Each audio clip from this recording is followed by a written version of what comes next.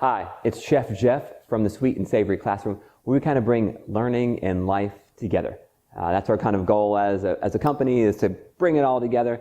But today I'm going to answer a question that I get all the time in my classes, and that is like how you clean and sanitize, and kind of basically make this cutting board, a wooden cutting board, safe.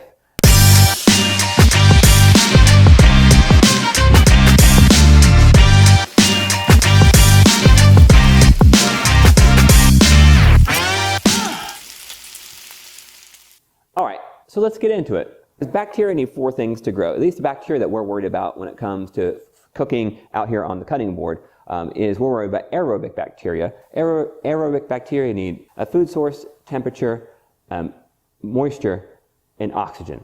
And those four things are what bacteria really need to grow. In order to slow down bacterial growth, or we don't really kill all bacteria in our sanitizing processes most of the time. What we do is we inhibit bacterial growth. We kind of keep them from growing. And so the more of those things you remove, then the better. Now with a wooden cutting board, when you have moisture, temperature, food source, and oxygen, how much of that can you really remove from this, right? You can't really remove oxygen. The temperature is the temperature that's around it, so you really can't do that. It's going to be room temperature most of the time, and that's where bacteria does grow really rapidly, is in room temperature, right? But we can control the food source, and we can control the moisture. Those two will get you to having a sanitized and safe wooden cutting board. So first thing, we wiped it off. Now we're going to head over to the sink and we're going to scrub it with hot soapy water. So here's my cutting board. I'm letting the water get hot. Again, you can run your cutting board underwater. It won't hurt it, but if it stays underwater, it will swell and it'll break your cutting board apart. It'll crack all the seams. So we don't want to do that. So I'm going to get some hot water. Just get in there. And then we want a little soap on there. Okay, I got a little soap. Right. And I want to scrub it. And hey, it makes me feel good to see suds. I don't know how you are, but boy, it makes me feel good to see suds. And so what this does for you, soap breaks up lipids. It breaks up the fat lipids that bacteria like to grow in.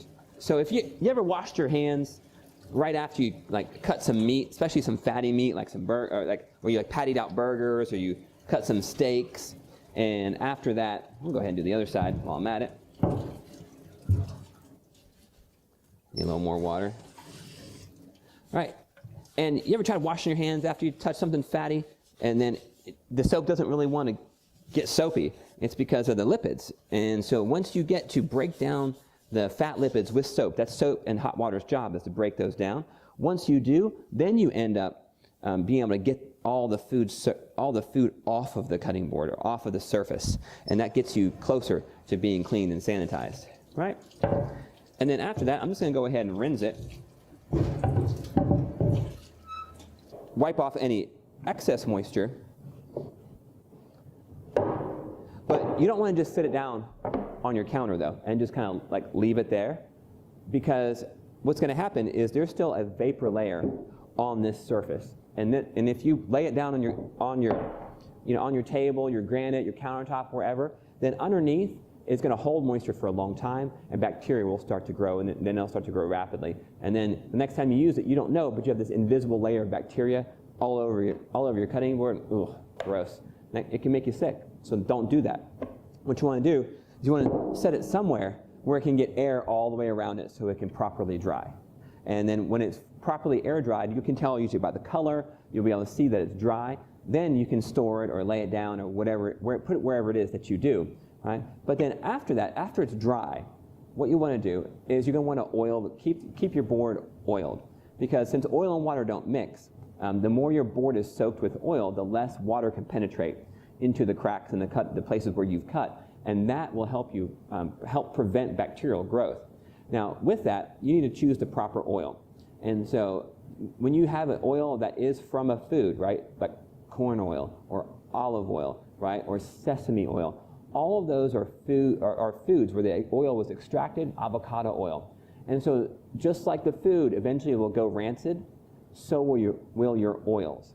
And so if you put olive oil on here to keep it hydrated well, eventually it's going to start to smell, and your olive oil will go rancid. inside your cutting board. And that's pretty gross, so don't do that. What we're going to do here is, again, you really want to let it dry all the way. And then what you can tell if your board needs to be oiled is you start looking at the edges. When you look at the edges, if the edges look a little bit like they're starting to look lighter colored than the rest of your board, well, you're getting close to needing to oil it. That's showing you that the wood is starting to dry out. So when it comes to oiling it, you have a couple of choices. This one is, you can actually buy, this is a butcher block conditioner.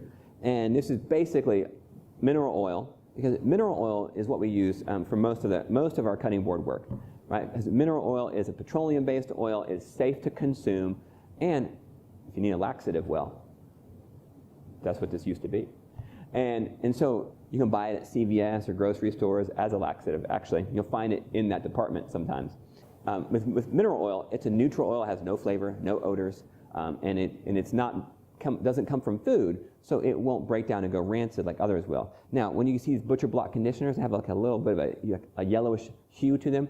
Well, that is because they add beeswax to it.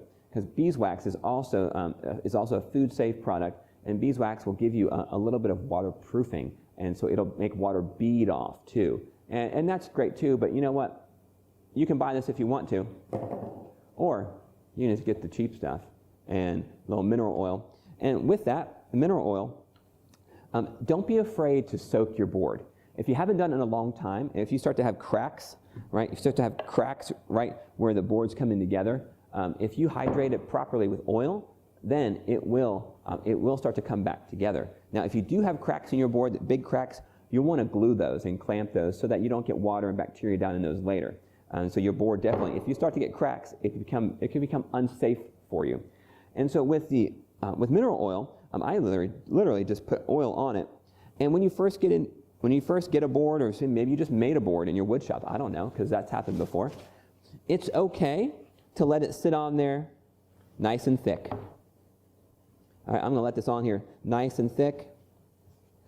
And I won't do the whole cutting board today, because I'm going to leave this layer on here, and it's going to seem like, oh gosh, it's so thick it won't go in. But by tomorrow morning, it sure will. It'll be done. Now, I don't oil it this thick every single time.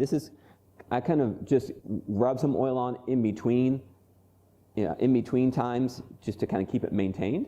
But then every once in a while, when it gets really dry, or if I let it go for too long, then I'll put a nice thick layer of oil on it. And a thick layer it'll soak in. It'll take time. But then the deeper the oil can soak, and the more your board can be soaked and almost saturated with the oil, then the more water repellent and water resistant it will become. And it's pretty amazing. You can put a lot more oil on here than you think. And then when you get tomorrow, if there's anything left, I'll just wipe it off, and my cutting board is really ready to go. Anyway, so that's how you take care of a wooden cutting board. If you've got questions, hit me up in the comments. If you want to see some of our other videos, you can check them out here, or click some of the other fun things that we do, like the blanching broccoli we talked about earlier.